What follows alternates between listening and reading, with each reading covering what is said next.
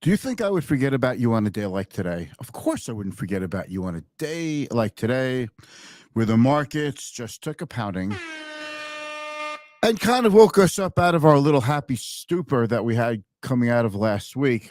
And it looks like the markets are doing the opposite of what they were doing last week, meaning last week was feel good, soothing, out of the woods. Economy's not going to go south too fast. Banks are not a problem anymore. Debt ceiling, we're going to get that fixed. We're going to negotiate. We're going to problem solved. And here we are. Debt ceiling could be an absolute effing goddamn disaster. That's like the negative scenario, I know. Artificial intelligence claimed its first stock market business today, and it was ugly and it is scary. And people aren't really sure what to make of it. So they're selling first, asking questions later. And I'm gonna take a look at two other stocks that got tanked today because of AI, artificial intelligence. And it's going into areas where intellectual abilities were considered a premium are all of a sudden turning those areas into something that can be artificially intelligenced away, I guess. And we're going to just take a look at the markets, the banks, just a plethora of stuff today, a shitstorm today, to be exact. So let's roll the intro. We're going to get into what happened today. And we've got a few big things. Like tomorrow is Fed meeting day. Today, the Fed starts its 2-day meeting. Tomorrow, the Fed tells you what it does with interest rates. Thursday, after the close, is Apple's earnings. Some people are thinking disappointment. We have to see how the iPhone sales do. And we have non-farm payroll report on Friday. And as usual, this one's going to be the most important non-farm payroll ever because they are every month, because it gives you an indication of employment, what the Fed could do next. Here's the intro. Stick around. We're going to move through this pretty quick and, open up your ears. Okay, here we go.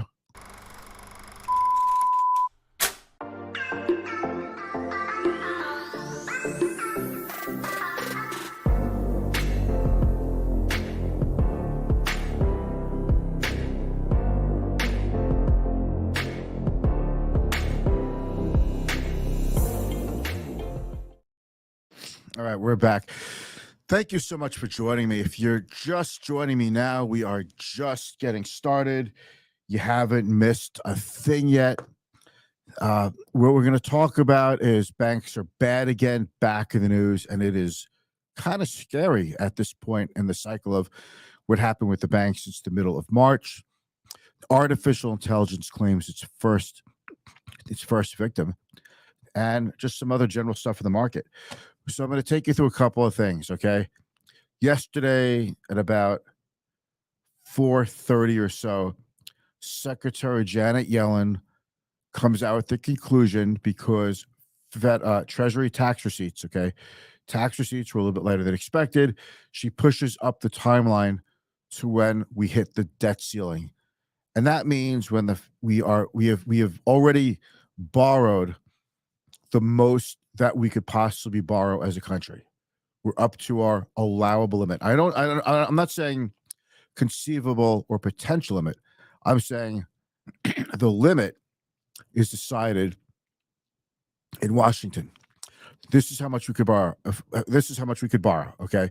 If we get above that, if we need to go above that, we need Congress to approve that. So we thought we had till July. That's what Goldman Sachs and other top strategists have been saying. But Secretary Yellen, she is the chairman of the Treasury Department. She used to be Federal Reserve chairperson. So she knows a lot about this stuff. By the way, while you're watching this, whether in the live or the replay, if you don't mind, give us a thumbs up or a heart reaction or a wow reaction. Whatever reaction is available to you, depending on which social media platform you're watching from, because then when you do that, it helps your friends, your contacts, your followers see the good work we're doing here, and maybe they'll jump in on the action. And if you have any questions If you have any words of wisdom, words of encouragement, or you just want to share your favorite emoji with me, hit me up in the comments. I love hearing from you. It's the best part about what I do. So, questions in the comments, just say hi. My favorite emoji is the smiley face with the glasses. I wonder why with the glasses, right? So, the Treasury Department has moved its estimate of when the U.S. runs out of money to June 1st, which is now less than a month away because today's May 2nd. So the Treasury is the government department that is responsible for taking in money, issuing debt, and paying the bills of the United States. It pays the bills for the Defense Department spending. It pays the bills for so much. Social Security and Medicare are paid, and Medicaid are paid with their own individual tax receipts. Although it's looking like they're not going to be covering their obligations for very long unless we either cut back expenses on those or we raise people's rates, their charges on those, or some combination.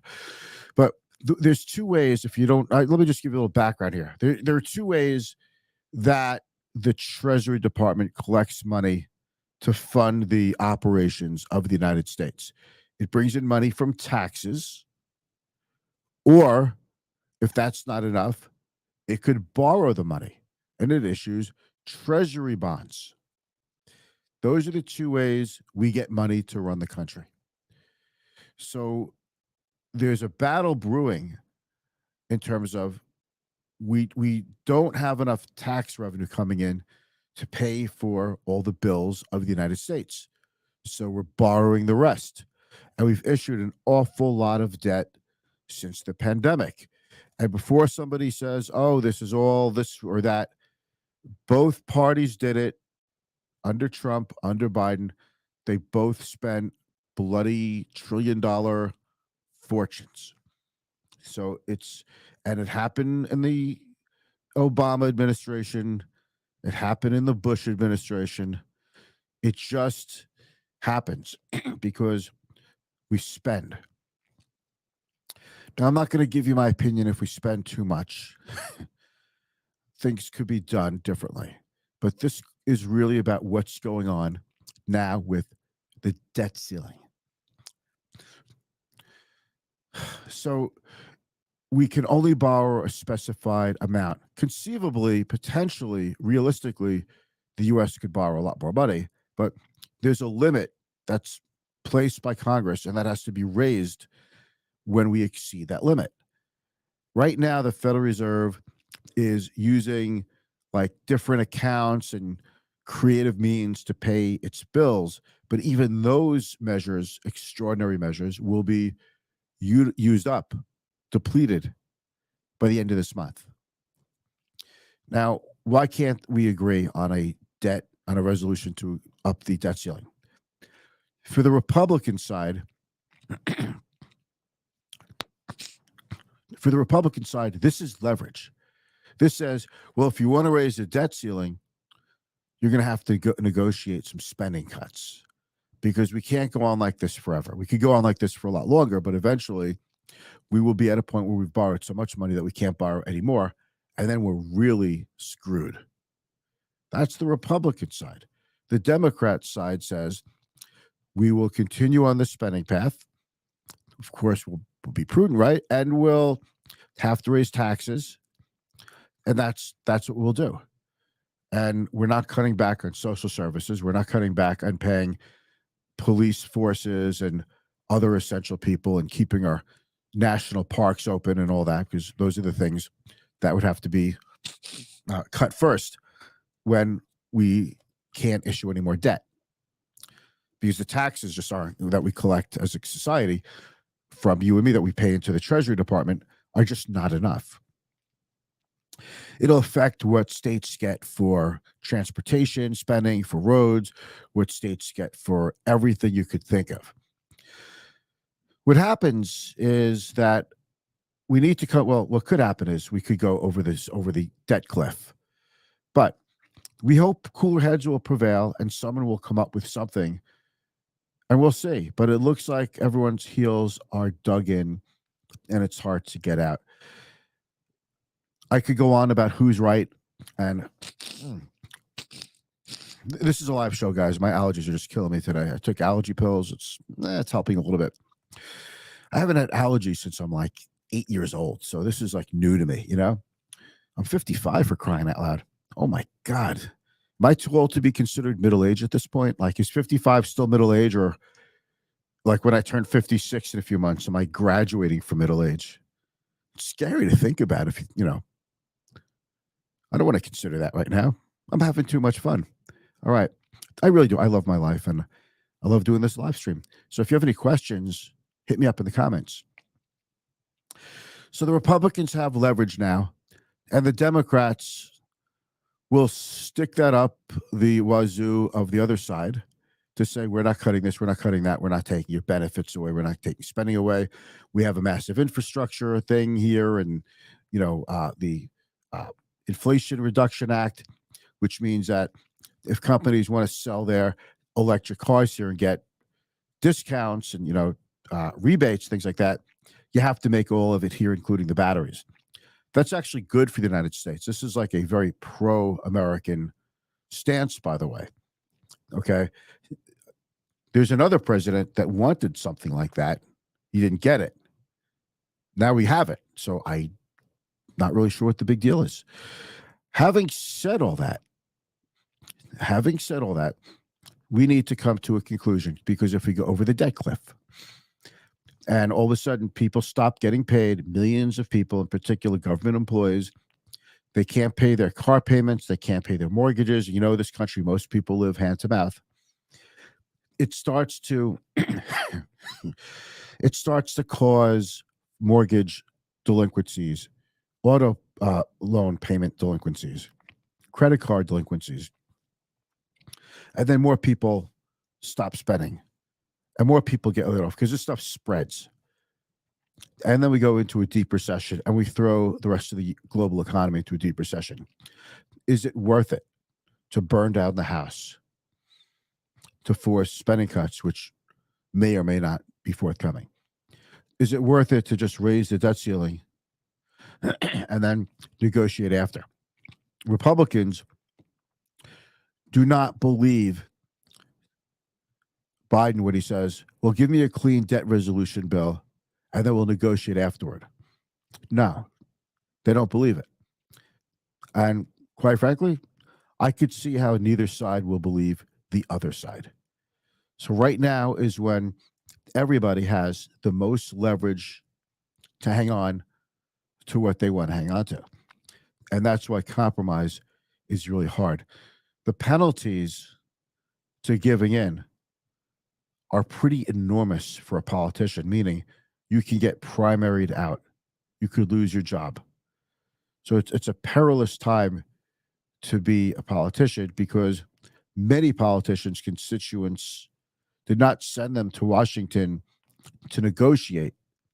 They sent them to say, it's either my way or the highway. That's why we're in such a predicament, right? So we shall see what happens. But that put a really negative spin on the opening of the market today. And they just put the market to a negative, foul mood. Let's get into the banks. JP Morgan bought First Republic. Jamie Dimon, the masterful banking wizard and CEO of JP Morgan, says this part of the banking crisis is over. Immediately after, banks started going down. Nobody believed it. People started to wonder, like, it's over? And then it's almost like people were reminded how seriously troubled many banks are. I shouldn't say many. The problem is there are a few banks that are probably troubled. We just don't know which ones yet. That's really the problem. You bet your bottom dollar that bank regulators are going through every bank right now to see who's really in trouble and who's not, and is doing stress tests on all of them. But that started banks going down. And then the other knock, and this is what's really misunderstood, okay, is, I want to get into this, is Chegg. Chegg is the online bookstore for college students, helps them with their homework, things like that.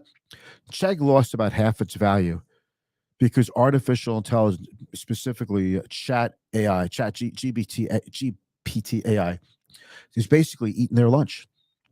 And that's a better service than Chegg, basically, for college students. Now, about a month ago, the CEO of Chegg was on CNBC saying, artificial intelligence, smartificial intelligence, not going to affect us. I'm paraphrasing here. We're fine. And then he said in the last month, artificial intelligence just literally destroyed his business. And then we take a look at Chegg. I'll just put up the quote. Pop myself up here, okay? We look at Chegg. See this? Down 48.41%, down $8 and 52 cents. All right. That is a humbling number right there if I ever saw one. All right. We now believe it's having an impact on our new customer growth, as well as their existing business, I said. So what else could it impact? Fiverr, down $5, down 14%. Upwork, down 7.85%. Okay. These are big moves for these companies. So now we're trying to figure out, who is artificial intelligence going to displace? So now it's like another thing to worry about. What we talked about with the benefits of artificial intelligence, we didn't talk about we didn't talk about the creative destruction that it's going to have. All right.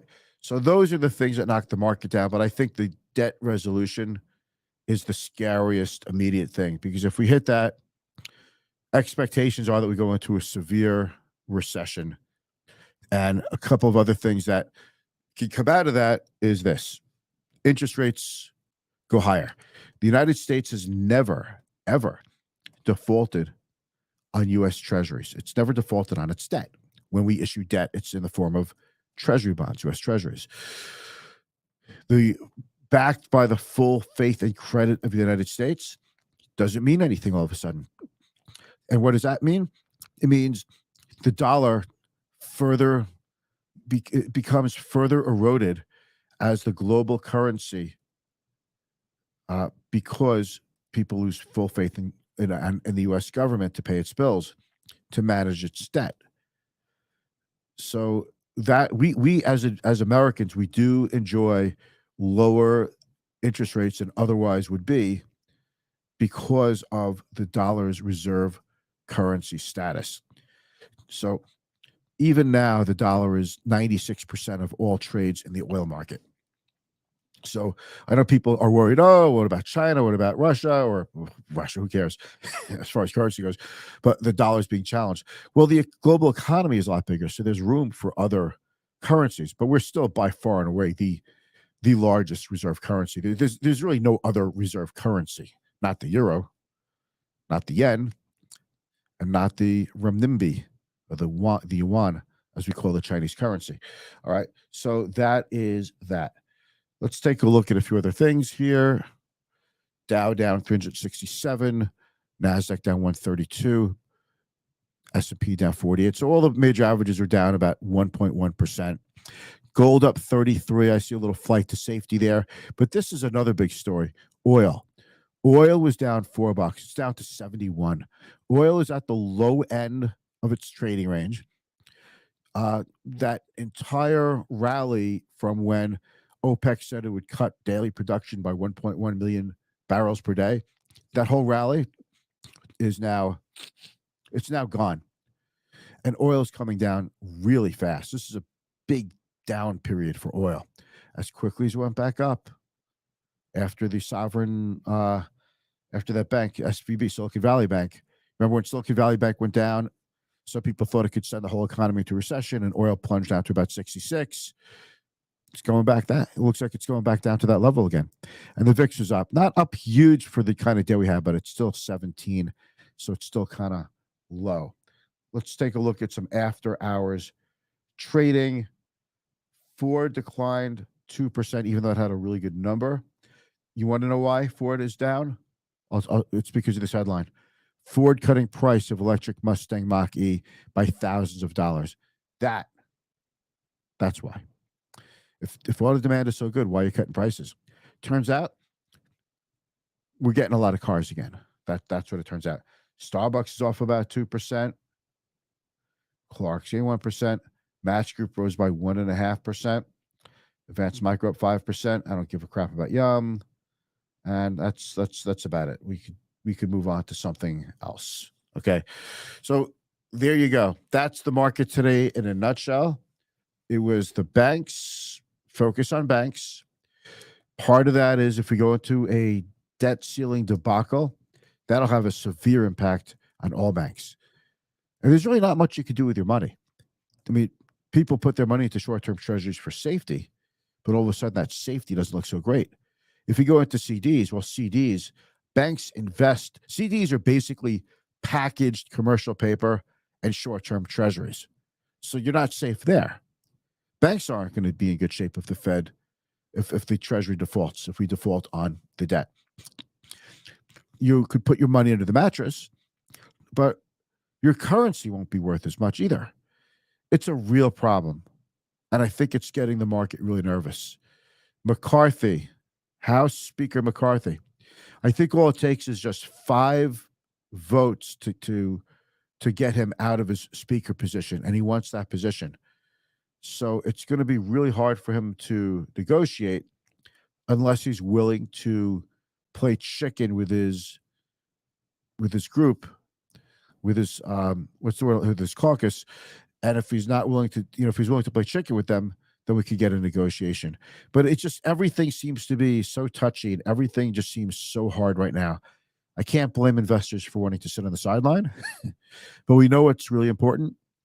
This too shall pass, and we'll be okay. It just could be a lot of fireworks over the next couple of weeks. All right, guys, thanks so much. I'm heading out to a networking event. By the way, just for housekeeping sake, I signed a new office lease today. I'll be moving. Bobby and I will be moving to our new address, 425 Broad Hollow Road. It's across the street diagonally from where we are now. We're very excited to go to the new Client First Strategy office. We hope that you'll all come down and visit us once we move in, hopefully in the next 6 to 8 weeks when the landlord completes the build out. All right, have a good day, everybody. Talk to you tomorrow.